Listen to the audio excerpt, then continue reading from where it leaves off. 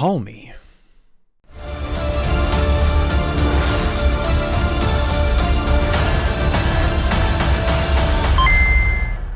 Supergirl landed in theaters this weekend, or rather this past week, I should say, and it is a major topic of discourse. Of course it is.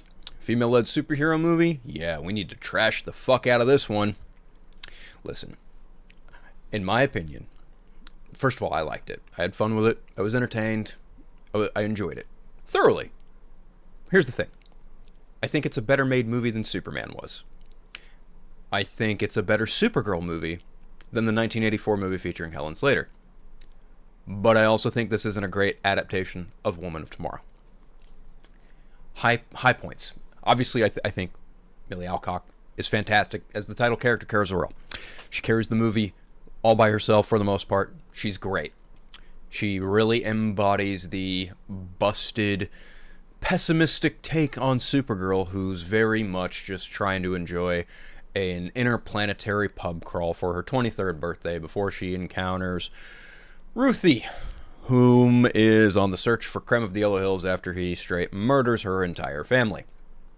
And then Krem decides to kill Crypto, or, wow, doesn't kill Crypto. He shoots Crypto, because if he killed Crypto, that would have been even worse. But he shoots Crypto with a poison dart, and thus Kara Zor-El has 3 days to try and save her intergalactic puppy. Jason Momoa makes an appearance as Lobo, and he's been wanting to play this character for some time. And, you know, I think those things work. I think on a base level, adapting the story of Woman of Tomorrow, the story, the general gist of Krem of the Yellow Hills kills Ruthie's whole family, right? And then he poisons Crypto, and thus it's a search for this brigand who, you know, in the comic looks like a debonair space pirate, swashbuckling, good-looking dude, right?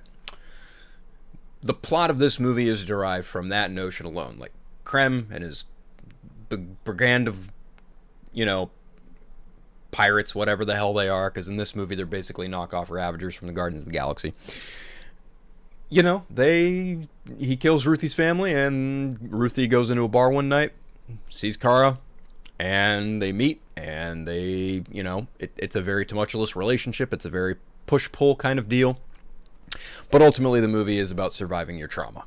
And in this movie, they lift certain elements from Woman of Tomorrow, like Kara Zor-El growing up on Argo City, the asteroid piece that broke off of Krypton after the planet exploded and its core erupted.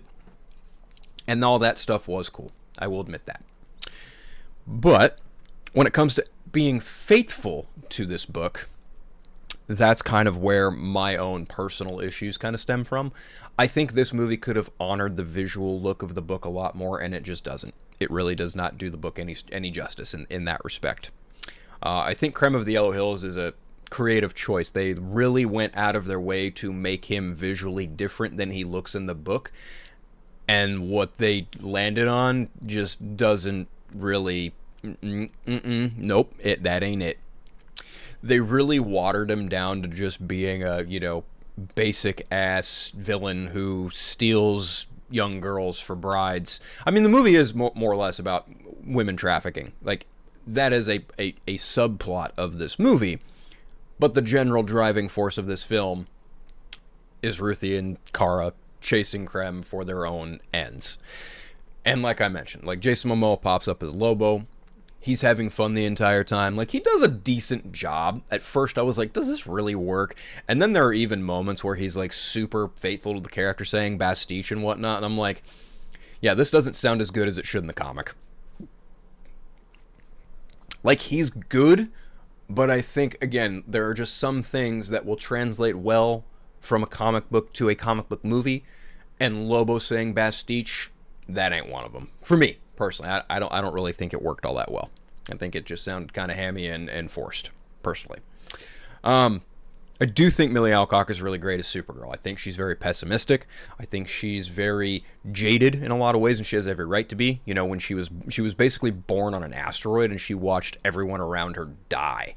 And then she's forced to land on Earth and meet her Kryptonian cousin, Kal-El, who goes by Clark, and he's Superman. That's the thing that really bothered me about this movie, is apparently Superman landed on Earth. He has access to all this Kryptonian technology. He's been Superman for quite some time by the time she lands on Earth, and he doesn't understand a lick of Kryptonian language.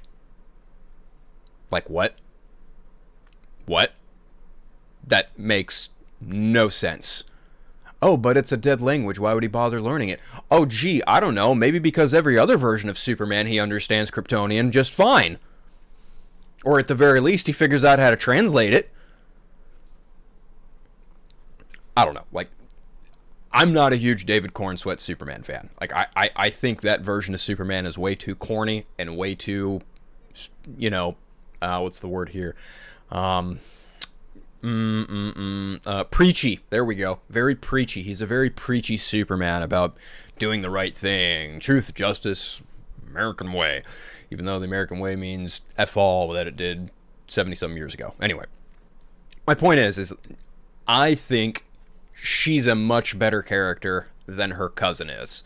I think this movie is a much better made movie than Superman, and I also think that this is, again, a better Supergirl movie than the 1984 movie. But, again, like I mentioned, it doesn't really do justice to the book that it's adapting very well, but that's not really the biggest, that's not the, what's the word I want to use here? It's not a make or break for me.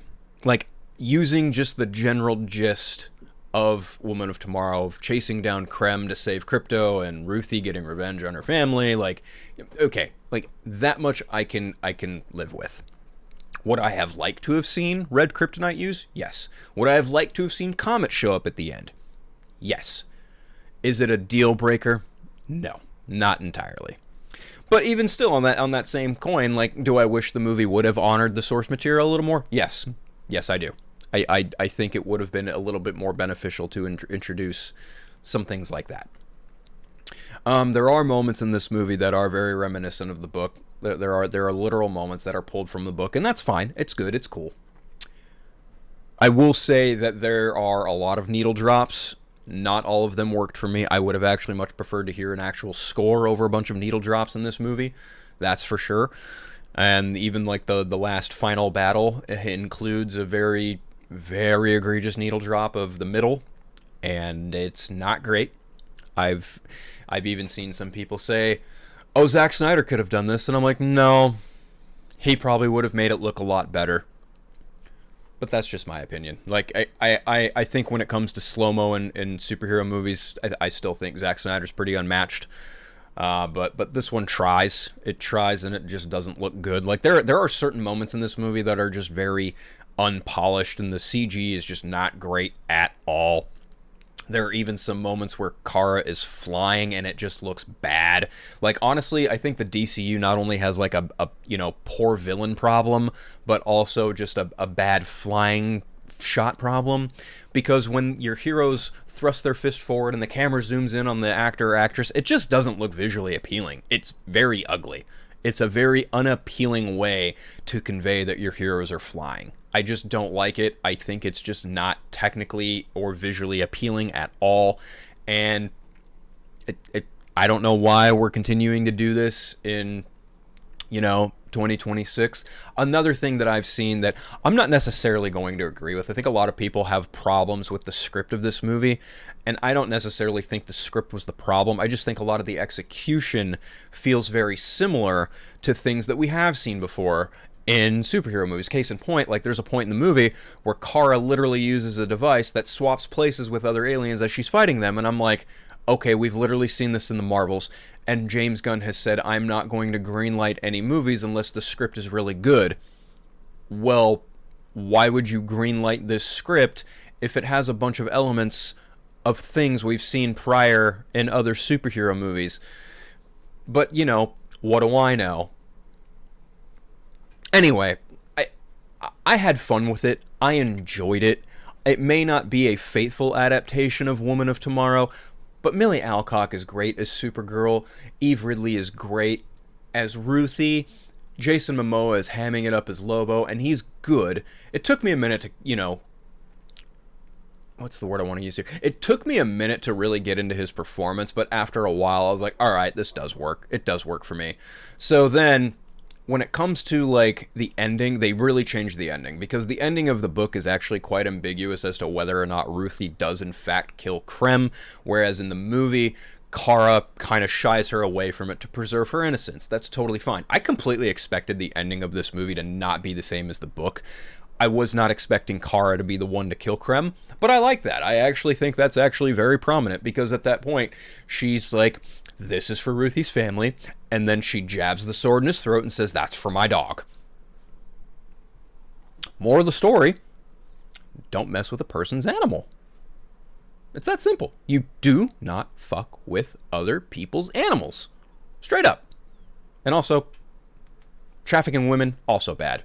That's a thing in this that happens in this movie, and it's not touched upon as much as I would like it to be, because that's a very big thing going on in the world today. Obviously, Epstein files. But yeah, no. I liked this movie, and I am kind of bummed that it's not probably going to do better at the box office. But at least, you know, Millie Alcock's probably going to thrive as Supergirl for the next few years, and it's going to be cool seeing her pop up here and there. Overall, had a fun time with it. Really enjoyed it. Would recommend this over Superman any day of the week. Hit that like and subscribe button if you like more of these movie reviews. Thanks. Have a good one. Bye-bye.